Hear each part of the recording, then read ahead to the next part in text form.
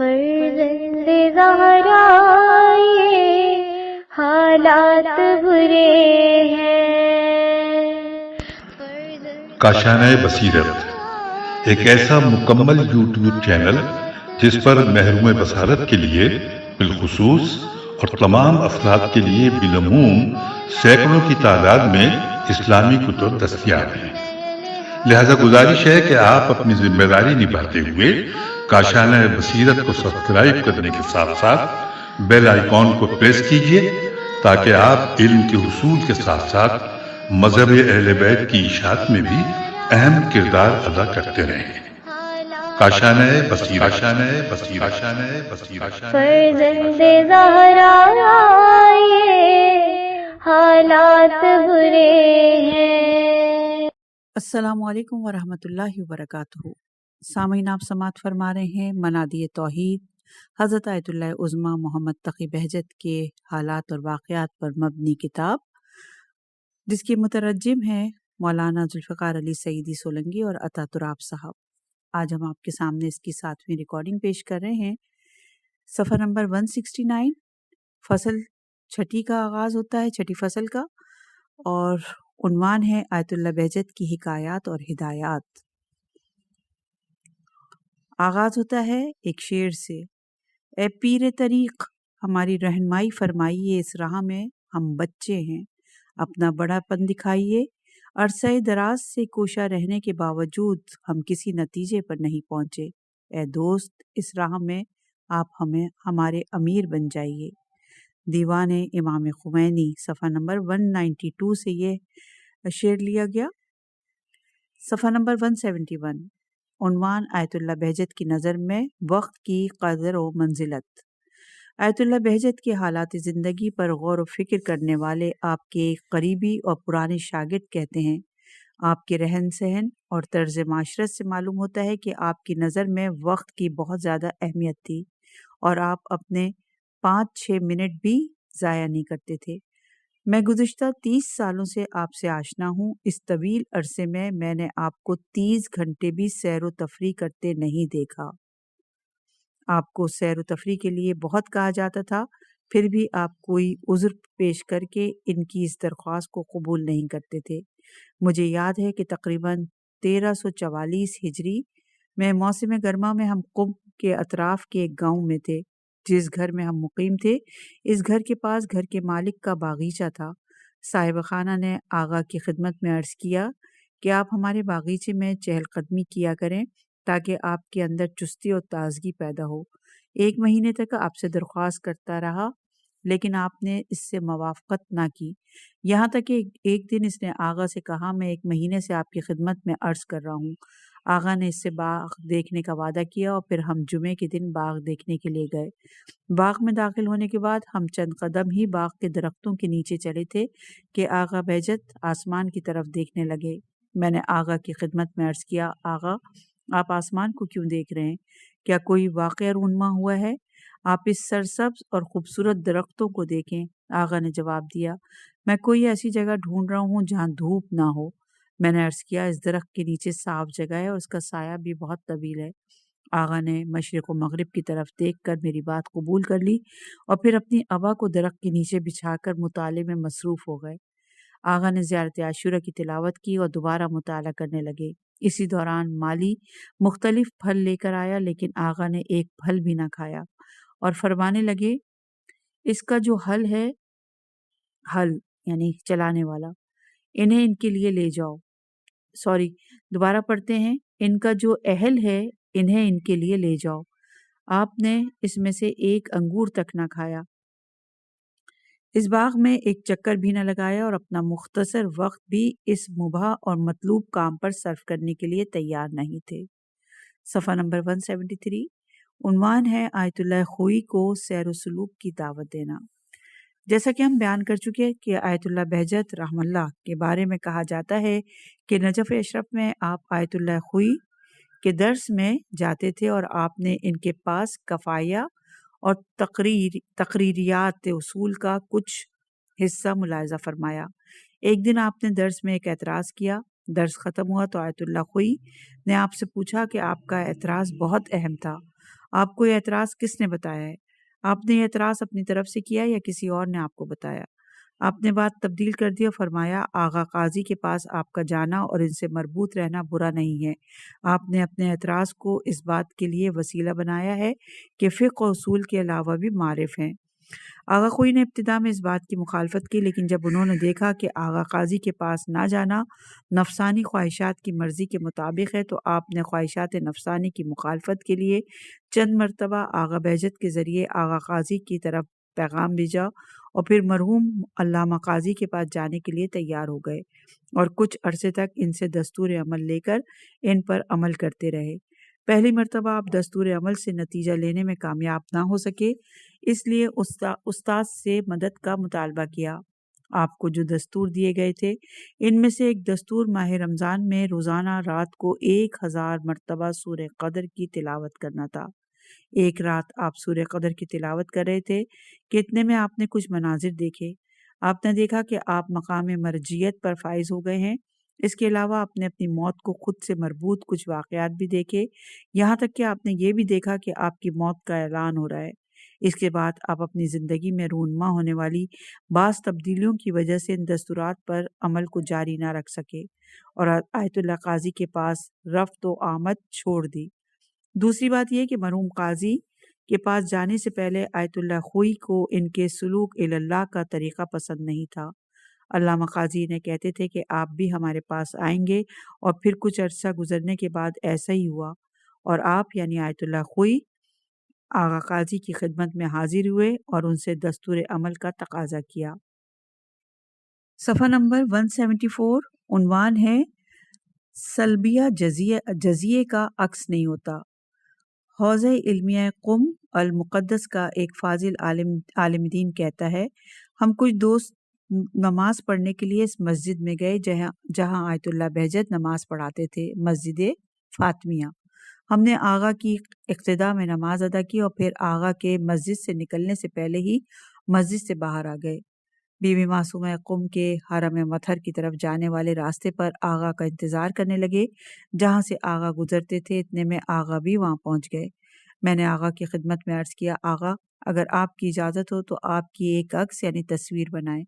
آغا نے فوراً جواب دیے، سلابیہ جزیے کا عکس نہیں ہوتا۔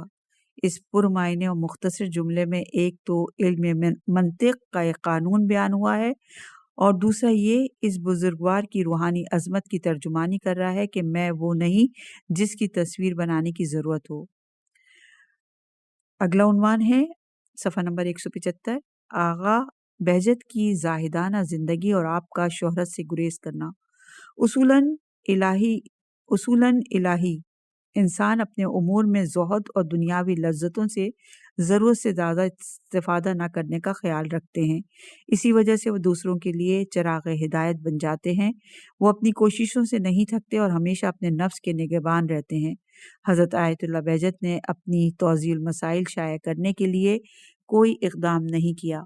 جب بھی آپ سے توضیح المسائل شائع کرنے کا کہا جاتا آپ فرماتے تھے، اس وزن کو اٹھانے کے لیے اور بہت سے لوگ موجود ہیں۔ جب گزشتہ مجتہدین وفات پا گئے تو کچھ بزرگ علماء آپ کی خدمت میں حاضر ہو کر تسلسل کے ساتھ آپ سے عرض کرنے لگے، جو لوگ آپ کے ساتھ مصروف علم تھے وہ سب فوت ہو چکے ہیں اور کوئی بھی باقی نہیں رہا۔ آپ کو جب اس بات کی طرف متوجہ کیا گیا تو آپ کو بہت تعجب ہوا اور آپ غمزدہ بھی ہوئے۔ ان کے بہت زیادہ اصرار پر آپ نے بغیر نام اور عنوان کے ایک فتویٰ شائع کرنے کی اجازت تو دے دی، لیکن توضیح المسائل کے اوپر اپنا نام لکھنے کی اجازت نہ دی۔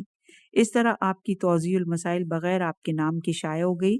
آپ کی توضیح المسائل کے 5 ایڈیشن اسی طرح شائع ہوتے رہے اور 6 ایڈیشن کے بعد آپ کی توضیح المسائل پر بغیر القابات کے العبد محمد تقی بہجت لکھا جانے لگا۔ آپ کی طرف سے جو مجالس منعقد ہوتی تھیں ان میں بھی آپ خطبہ حضرات سے کہتے تھے کہ وہ مجلس میں آپ کا نام نہ لیں۔ ماضی میں آیت اللہ بہجت مسجد میں قرآن سے استخارہ کرتے تھے اور اشاروں سے جواب دیتے تھے، لیکن بعد میں عدم تندرستی کی وجہ سے اپنے گھر میں استخارہ کرنے لگے۔ اسے ایک نوٹ بک میں درج کیا جاتا تھا۔ اس سلسلے میں ایک جالب واقعہ بیان کرنا مناسب سمجھتا ہوں۔ آپ کے جس نوٹ بک میں استخارے کے بارے میں لکھا جاتا تھا، آپ کا وہ نوٹ بک جب بھر گیا تو اس کی جگہ سفید کاغذوں پر مشتمل ایک مجلد نوٹ بک آپ کی خدمت میں پیش کیا گیا۔ آپ نے اس نوٹ بک کو دیکھا اور پھر کچھ سوچ کر کہنے لگے، یہ نوٹ بک اس کام کے لیے مناسب نہیں ہے۔ بہرحال آپ نے اس نوٹ بک سے استفادہ نہ کیا۔ آپ جس نوٹ بک پر تقریریات اور دروس لکھتے تھے، جب وہ بھر گیا تو دوبارہ اسی نوٹ بک کو آپ کی خدمت میں پیش کیا گیا، پھر بھی آپ نے اسے عام نوٹ بک سے بہتر ہونے کی وجہ سے قبول نہ کیا۔ جب آپ نے بہت اصرار کیا اور آپ کے سامنے بہت سی دلیلیں پیش کی گئیں، جیسے آپ کی تحریر دوسرے نوٹ بک میں پڑھنے کے قابل نہیں ہوگی اور وہ ضائع ہو جائے گی، تو آپ نے اس نوٹ بک کو قبول کیا اور اس میں اپنے دروس تحریر فرمائے۔ یہ نکات اور دقت جو کہ بعض اوقات ہماری سمجھ سے بالاتر ہوتی تھی، حقیر کے کمال کی راہ میں بہت اہمیت رکھتی ہے۔ معنویت آپ پر اتنی چھائی ہوئی تھی اور آپ نے دنیا کی حقیقت کو اتنا سمجھ لیا تھا کہ آپ کی معاشی زندگی بھی اسی طرح بسر ہوتی تھی۔ قم کی تنگ گلیوں کے بیچ میں آپ کا پرانا اور قدیمی گھر اور مختلف علماء کرام اور لوگوں کا آپ کو گھر تبدیل کرنے کا مشورہ دینا اور آپ کا ثابت قدم رہنا اس عظیم پیر کی بزرگ اور زاہدانہ روح پر گواہ ہے۔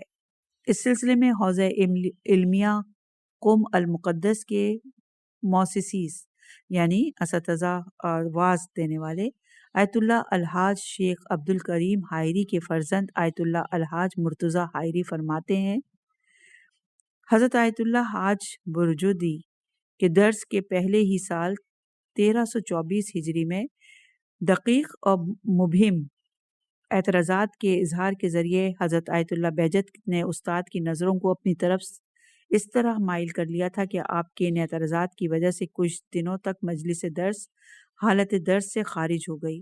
وہ اعتراضات اور جوابات ہمارے لیے بھی بہت مفید تھے۔ اسی دوران اچانک آیت اللہ بہجت کچھ دن درس میں حاضر نہ ہوئے۔ تب آیت اللہ برجودی نے ان کے بارے میں پوچھا، لیکن کسی کو بھی ان کے بارے میں معلوم نہ تھا۔ کچھ دن گزرنے کے بعد آپ دوبارہ درس میں حاضر ہوئے، لیکن اب کی بار آپ خاموش رہتے تھے اور سوال و جواب نہیں کرتے تھے۔ اس پر ہم نے آپ سے سوال و جواب کا سلسلہ جاری رکھنے کی درخواست کی، لیکن آپ نے ہماری درخواست کو قبول نہ کیا۔ ہم نے سمجھا کہ شاید آپ کو کسی نے دھمکایا ہے، لیکن بعد میں معلوم ہوا کہ آپ نے یہ عمل شہرت سے پرہیز کی وجہ سے انجام دیا تھا، کیونکہ ایسا کرنے کی صورت میں آپ حوزہ علمیہ میں ہر عام و خاص کے درمیان مشہور ہو جاتے۔ آیت اللہ حائری مزید کہتے ہیں، انہی دنوں میں آپ نے امتحان دے دیا تھا اور مقام و منزلت اور شہرت سے دور رہتے تھے۔ اگر آپ اپنے اس پروگرام کو جاری رکھتے تو معلوم ہو جاتا کہ آپ اگر کسی سے افضل نہیں تو کسی سے کم بھی نہیں ہیں۔ صفحہ نمبر 179 عنوان ہے، کیا خواتین کو زندگی سے محروم کیا جا سکتا ہے؟ ہمارے ایک مومن دوست نقل کرتے ہیں کہ ایک دن میں نے خواب میں دیکھا کہ آپ نے مجھ سے فرمایا اپنی اہلیہ کو تعلیم دو۔ کچھ عرصے کے بعد میں نے اپنا یہ خواب آیت اللہ بہجت کی خدمت میں بیان کیا۔ آغا نے فرمایا، عورت کو علم سے محروم رکھنے کے بارے میں ہمارے پاس کوئی دلیل نہیں ہے، بلکہ حدیث میں ہے، علم حاصل کرنا ہر مسلمان مرد اور عورت پر فرض واجب ہے۔ محرم رشتہ داروں سے علم حاصل کرنا زیادہ بہتر ہے۔ سب سے مہم بات یہ ہے کہ واجبات کی رعایت کی جائے۔ مہم یہ ہے کہ بعض اوقات جب عورت حصول علم کے لیے گھر سے باہر جاتی ہے تو اسے معلوم نہیں ہوتا کہ وہ کس طرح جائے اور کس طرح واپس آئے۔ البتہ مرد حضرات بھی اسی طرح ہیں، عورتوں کی طرح انہیں بھی واجبات کی رعایت کرنی چاہیے۔ آپ نے مزید فرمایا، علم زندگی ہے، کیا عورت کو زندگی سے محروم کیا جا سکتا ہے؟ پھر آپ نے عظیم مقام پر فائز بعض علماء کرام کی بیویوں اور بیٹیوں کا ذکر کیا اور آخوند ملا علی حمدانی کے بارے میں بتایا کہ آپ جیسے ہی اپنی بیٹیوں کو نجف لے کے گئے، انہیں رشتہ اجواز سے منسلک کر دیا تاکہ وہ علم حاصل کر سکیں۔ صفحہ نمبر 180 عنوان ہے، حسرت ایام، وہ چیزیں جن کا شیخ العارفین حضرت آیت اللہ بہجت نہایت افسوس کے ساتھ اظہار کرتے تھے۔ ان میں سے ایک چیز آپ کا گزشتہ علماء اور دانشوروں کی زندگی اور ان کے ایام پر افسردگی کا اظہار کرنا ہے۔ آپ کا عقیدہ تھا کہ گزشتہ علماء کی سیرت اور طریقے کے بارے میں جاننا علمی درس اخلاق ہے۔ اس سے بہت سی چیزیں سیکھی جا سکتی ہیں۔ ایک دن آپ نے فرمایا، ہم اس مستقیم طریقے پر نہیں ہیں جس پر ہمارے سلف صالح یعنی گزشتہ بزرگان تھے، اور پھر نہایت افسردگی کے ساتھ فرمانے لگے، نہ جانے ایسا کیوں ہوا۔ آغا قاضی اپنے استاد سے نقل کرتے تھے کہ وہ فرماتے تھے، ایک زمانہ تھا جب امیر المومنین کے حرم مطہر میں 70 افراد نماز شب کی دعائے قنوت میں دعائے ابو حمزہ صومالی پڑھتے تھے۔ پھر علامہ قاضی فرمانے لگے، ہمارے پاس بھی 3-4 افراد سے زیادہ ایسے لوگ نہیں ہیں۔ اور پھر آقا نے فرمایا، ہم نے بھی اپنے زمانے میں اس طرح کے لوگ نہیں دیکھے، اب آپ دیکھ رہے ہیں حالات کیسے ہو گئے ہیں۔ صفحہ نمبر 181، عنوان ہے عمل کرنے والے کہاں ہیں۔ ایک دن ایک طالب علم آقا کی خدمت میں حاضر ہوا، آپ سے دستور عمل کا تقاضا کرنے لگا۔ آپ نے اس سے فرمایا، دستور عمل پر عمل کرنے والے کہاں ہیں؟ آقا، عمل کرنے والے کہاں ہیں؟ اس نے کہا، آقا آپ نصیحت فرمائیں اور دعا کریں کہ ہم عمل کریں۔ آپ نے فرمایا، ہم دعا تو کرتے ہیں، دعا کوئی ایسی چیز نہیں جو ہم نہ کریں، لیکن یہ کافی نہیں، بعض مطالب کے لیے دوا بھی ضروری ہوتی ہے، ان کے لیے فقط دعا کافی نہیں ہوتی۔ اس نے پھر کہا، آپ ہمیں کوئی دستور عمل بتائیے۔ آقا نے فرمایا، میں تمہیں ایک چیز بتاتا ہوں، جہاں جاؤ گے یہ چیز تمہارے ساتھ ہوگی، اس کے علاوہ کچھ نہیں ہے، جاؤ اور گناہ نہ کرو۔ صفحہ نمبر 182، آیت اللہ بہجت کے روزانہ کے پروگرام۔ آپ کے روزمرہ کے پروگراموں میں خاص قسم کا نظم و ضبط پایا جاتا تھا۔ مرجع بننے سے پہلے ہی، مرجع بننے کے بعد بھی آپ کے پروگراموں میں کوئی خاص تبدیلی نہ ہوئی۔ کلی طور پر ہم کہہ سکتے ہیں کہ آپ کا وقت عبادت اور ذکر و فکر میں صرف ہوتا تھا، یا پھر آپ ضروریات زندگی انجام دینے اور مطالعے اور تدریس میں مصروف رہتے تھے۔ آپ تاریخ کے عظیم لوگوں کی طرح زندگی بسر کرتے تھے اور اپنی زندگی کے ہر لمحے سے استفادہ کرتے تھے۔ آپ اذان صبح سے 2 گھنٹے پہلے اٹھ جاتے تھے اور خاص انداز سے نماز شب ادا کرتے تھے۔ بعض اوقات اگر آپ کے پاس وقت ہوتا تو آپ اس وقت مطالعہ بھی کرتے۔ جب صبح ہوتی تو اول وقت میں اپنے گھر میں صبح کی نماز ادا کرتے تھے، پھر کچھ وقت گزرنے کے بعد نماز صبح پڑھنے کے لیے مسجد کی طرف روانہ ہو جاتے۔ باجماعت نماز پڑھنے اور طولانی تعقیبات انجام دینے کے بعد بی بی معصومہ کے حرم مطہر کی طرف جاتے، زیارت کرنے، بعض مخصوص اعمال انجام دینے اور دیر تک وہاں قیام کرنے کے بعد گھر کی طرف روانہ ہو جاتے۔ مختصر ناشتہ کر کے کچھ دیر آرام فرماتے، پھر فقہ پڑھانے کے لیے مسجد فاطمیہ میں جاتے تھے۔ اس کے بعد کچھ دیر مطالعہ کر کے نماز ظہر کی تیاری کرتے تھے۔ نماز کے بعد کچھ دیر لوگوں کے سوالوں کے جواب دیتے تھے، پھر کھانا کھا کر دنوں کے چھوٹے اور بڑے ہونے کو مد نظر رکھتے ہوئے 1-2 گھنٹے آرام فرماتے تھے۔ اس کے بعد اصول کا درس دینے کے لیے مسجد فاطمیہ کی طرف روانہ ہو جاتے، درس پڑھا کر گھر واپس آتے اور نماز مغربین کی تیاری کر کے اسے مسجد میں باجماعت ادا کرتے تھے۔ نماز کے بعد تقریباً 1 گھنٹہ تاریک کمرے میں مخصوص عبادت انجام دیتے تھے، پھر چائے پی کر مطالعے میں مصروف ہو جاتے تھے۔ اس کے بعد کھانا کھا کر آرام کی تیاری کرتے تھے۔ صفحہ نمبر 183، عنوان کھانا پینا۔ آپ کے پورے ہفتے میں صرف 1-2 مرتبہ گوشت کھاتے تھے، حالانکہ ہم دیکھتے تھے کہ آپ بعض لوگوں کو کباب وغیرہ کھانے کی تاکید کرتے تھے۔ صبح کو روٹی، پنیر اور چائے یا دودھ کا 1 گلاس پیتے تھے اور رات کو روٹی اور چائے تناول فرماتے تھے۔ ماضی میں آپ روٹی اور لسی استعمال کرتے تھے، لیکن جب سے مریض ہوئے تھے اس وقت سے ڈاکٹر کے مشورے پر لسی کے استعمال سے دور رہتے تھے۔ اسی طرح پہلے آپ روٹی، شربت اور لیموں کا پانی پیتے تھے، لیکن معدے کی خرابی کی وجہ سے آپ نے اپنی اس غذا کو بھی ترک کر دیا۔ صفحہ نمبر 184، عنوان صبح کی نماز دیر سے پڑھنے کا سبب۔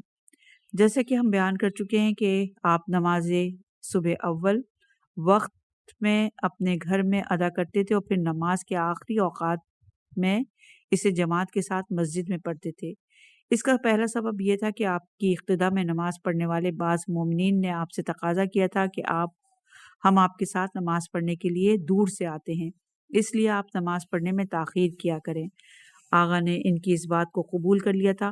اس کا دوسرا سبب یہ تھا کہ ایران کے اسلامی انقلاب کی کامیابی کے بعد امام خمینی علیہ رحمۃ اللہ نے آپ سے درخواست کی تھی کہ آپ ہمیں اجازت دیں تاکہ ہم آپ کے لیے سیکیورٹی گارڈز کا انتظام کریں۔ آپ نے فرمایا، جو سیکیورٹی گارڈ کا محافظ ہے وہ ہماری بھی حفاظت کرے گا۔ اس طرح آپ نے امام خمینی کی اس تجویز کو قبول نہیں کیا تھا۔ اس کے کچھ عرصے بعد تہران سے پیغام آیا کہ آپ کوشش کریں کہ تاریکی میں گھر سے باہر نہ آئیں۔ آغا نے اس تجویز کو قبول کیا، اس لیے آپ دیر سے باہر نکلتے تھے۔ नमाज ज़ोहर के वक्त के बारे में भी जब आप मुशख्खस कर लेते कि ज़ोहर का वक्त हो गया तब नमाज की तैयारी करते थे। नमाज ज़ोहर को देर से अंजाम देने का सबब ये था कि आपने अपने घर में ख़त उफ़क़ी नफ़्सुन नहार लगा रखा था और इसके मुताबिक ज़ोहर शरई को मुशख्खस करते थे, इसलिए आप नमाज ज़ोहर की जमात भी शरई औक़ात के मुताबिक दी जाने वाली अज़ान के बाद अंजाम देते थे। हौज़े इल्मिया के उस्ताद इखलाक आयतुल्लाह शेख जवाद करबलाई कहते हैं, आयतुल्लाह बहजत बहुत इखलास के साथ नमाज शब पढ़ते थे और आधी रात मखसूसन शब जुमा में बहुत गिरिया करते थे। एक बुज़ुर्ग आलिम दीन ने मुझे बताया कि मैं एक जुमेरात नजफ़ अशरफ के मदरसा सैयद में था। जब आधी रात हुई तो मैंने देखा कि आयतुल्लाह बहजत गमज़दा आवाज़ में सर सजदे में रख कर बार बार बारगाह इलाही में अर्ज़ कर रहे हैं, मेरे माबूद, मेरे रब, तेरे सिवा मेरा कौन है जिससे मैं सवाल करूं कि मेरी तकलीफ़ दूर कर दे और मेरे मामले पर नज़र रखे। आगा ज़ाहिदी बयान करते हैं कि जनाब करमी नज़ात की दरख्वास्त पर आयतुल्लाह बहजत के बारे में एक दास्तान लिख रहा हूँ। इस दास्तान को मेरे एक अज़ीज़ दोस्त ने मुझसे बयान किया है। उम्मीद है कि इससे मोमिनीन को इस्तिफ़ादा होगा इंशाअल्लाह। दास्तान कुछ इस तरह है कि अरूमिया शहर से ताल्लुक़ रखने वाले हौज़े इल्मिया कुम अल मुक़द्दस के एक फ़ाज़िल आलिम दीन जनाब आगा मिर्ज़ा यूसुफ़, जिन्हें अरूमिया के अक्सर तुल्लाब जानते हैं, इन्होंने मुझसे बयान किया कि तालिब इल्मी के आगाज़ में जब मुझे क़ौम आए 1-2 साल हुए थे, इस वक्त दर्स और मुताले की वजह से मेरी आंखें कमज़ोर हो गईं और मुझे सिर्फ सामने वाली चीज़ें नज़र आती थीं, दाएं और बाएं वाली चीज़ें नज़र नहीं आती थीं। आहिस्ता आहिस्ता मेरी इस तकलीफ़ में इजाफ़ा हो गया और क़ौम के स्पेशलिस्ट डॉक्टरों ने मुझे जवाब देकर इसके इलाज और मुआवजे के लिए मुझे तेहरान की तरफ रवाना किया। तेहरान के एक स्पेशलिस्ट डॉक्टर ने दिक्कत से मेरा मुआयना किया, फिर एक इंजेक्शन लगाया जिससे मेरी आंखें ठीक हो गईं। 1-2 माह तक मेरी आंखें ठीक रहीं, लेकिन बाद में दोबारा वही तकलीफ़ शुरू हो गई, जिसकी वजह से मैं दोबारा इसी डॉक्टर के पास गया। डॉक्टर ने मुझे दोबारा इंजेक्शन लगाया और मैं ठीक हो गया। अभी 2-3 हफ्ते ही गुजरे थे कि मुझे फिर वही दर्द होने लगा। इस मर्तबा दर्द पहले से ज़्यादा था। मैं दोबारा इसी डॉक्टर के पास गया। डॉक्टर ने मुझे इंजेक्शन लगाया और मैं ठीक हो गया। अभी चंद दिन गुजरे थे कि मुझे पहले से भी ज़्यादा तकलीफ़ होने लगी। इस मर्तबा डॉक्टर भी मेरे इलाज मुआवजे से आजिज़ हो गया था, जिसकी वजह से इसने दूसरे डॉक्टरों से मशवरा किया। उन्होंने मेरी आँख का मुआयना करने और तहकीक के बाद बताया कि इस बीमारी का कोई इलाज नहीं, लिहाजा आपकी ये आँख ज़ाया हो जाएगी। दूसरे ममालिक के स्पेशलिस्ट डॉक्टर भी इसके इलाज के बारे में नहीं जानते। डॉक्टरों की बात से मुझे बहुत दुख हुआ और मैं मायूस होकर क़ुम की तरफ रवाना हो गया। क़ुम पहुंचकर मैं आयतुल्लाह बहजत की नमाज जमात में शरीक हुआ। नमाज पढ़ने के बाद आगा के बैतुल शरफ के दरवाजे तक उनके साथ रहा। लोग जब आगा से सवालात पूछने के बाद चले गए तो आगा मेरी तरफ मुतवज्जे हुए और फरमाया, अब आप फरमाएं। मैंने इसी गमज़दा हालत में सारा वाक़या आगा के सामने पेश किया और कहा, तमाम स्पेशलिस्ट डॉक्टरों ने मुझे जवाब दे दिया। मेरी बातें सुनकर आगा मुस्कुराए और फिर फरमाने लगे, रोज़ाना हर नमाज के बाद दोनों हाथ आंखों पर रख कर आयतल कुर्सी की तिलावत करो और कहो,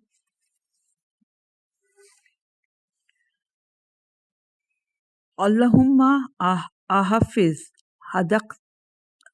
हदक़ती बेहक़ हदक़ती अली इब्न अबी तालिब अलैहिस्सलाम। मिर्ज़ा यूसुफ़ कहते हैं, 6-7 दिनों तक आगा के इस दस्तूर अमल पर अमल करने के नतीजे में मेरी आंखें बिल्कुल ठीक हो गईं। इस वाक़े को 12-13 साल गुजर चुके हैं। इतना तवील अरसे गुजरने और दिन रात दर्स और बहस में मसरूफ़ रहने के बावजूद आज तक मुझ में इस बीमारी का असर नहीं हुआ। सफ़ा नंबर 188।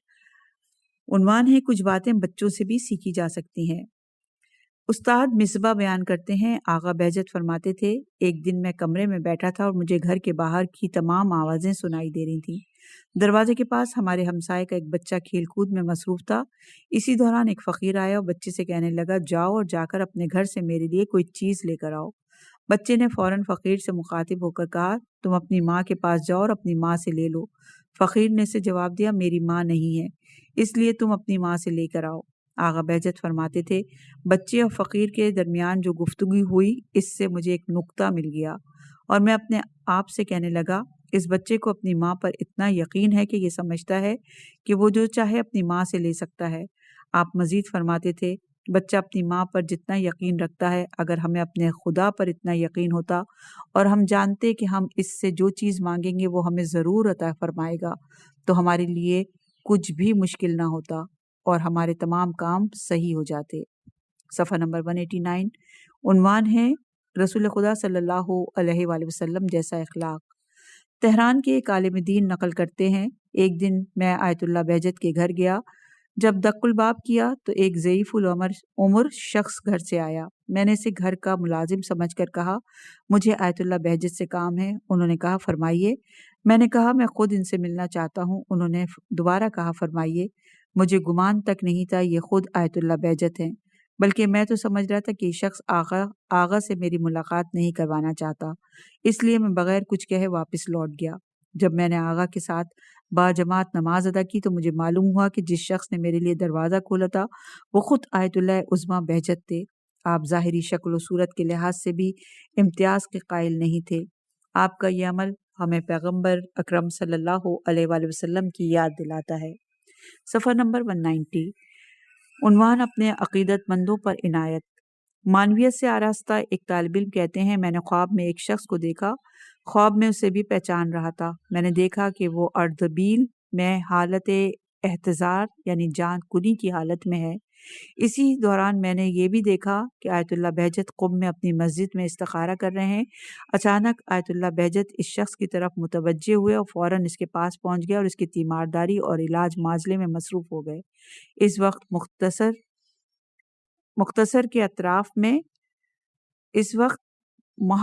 کے اطراف میں موجود لوگ آیت اللہ بہجت کی طرف متوجہ نہیں تھے۔ نیند سے بیدار ہونے کے بعد میں قم کے اخلاق و معنویت کے ایک بزرگ استاد کے پاس گیا اور ان کے سامنے اپنا خواب بیان کیا۔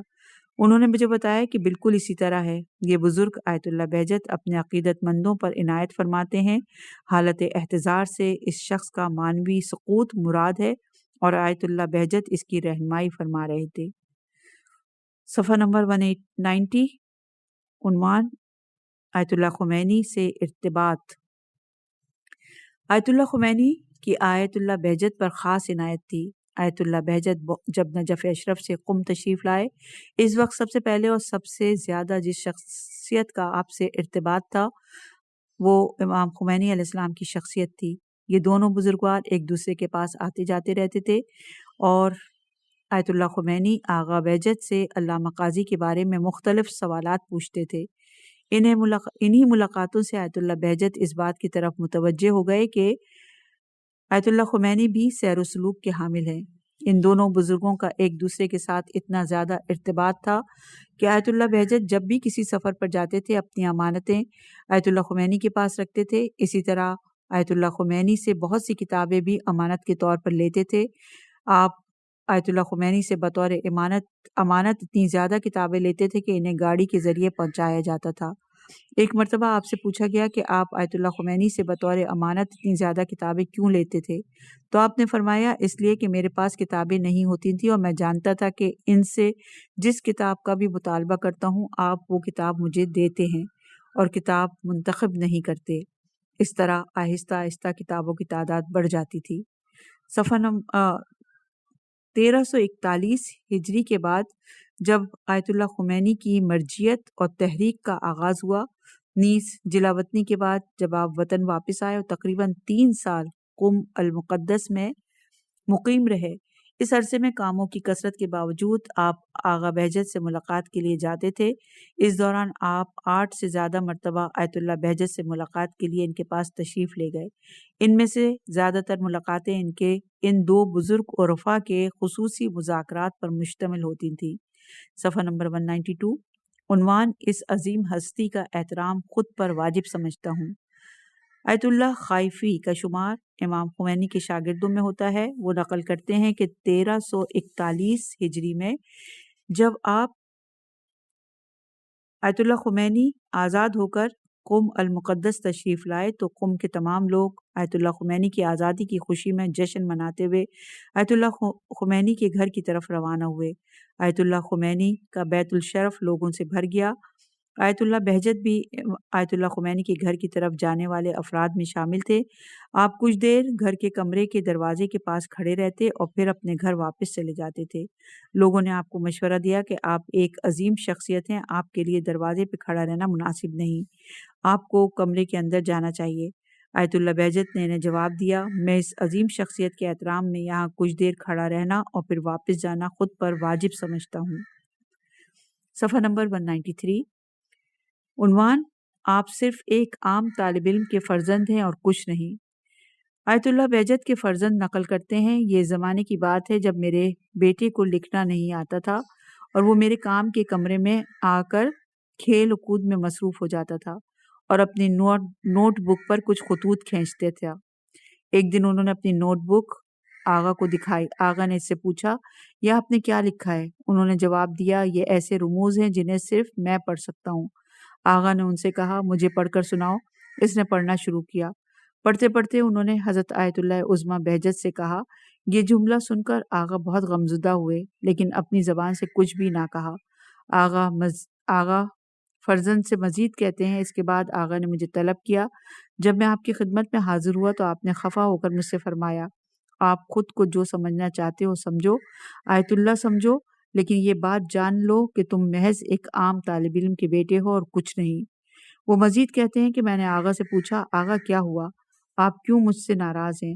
آغا نے فرمایا، آپ کا بیٹا کیا کہہ رہا ہے؟ آپ نے اسے یہ کیسے القاب سکھائے ہیں؟ میں نے پوچھا، اس نے کیا برا کہا؟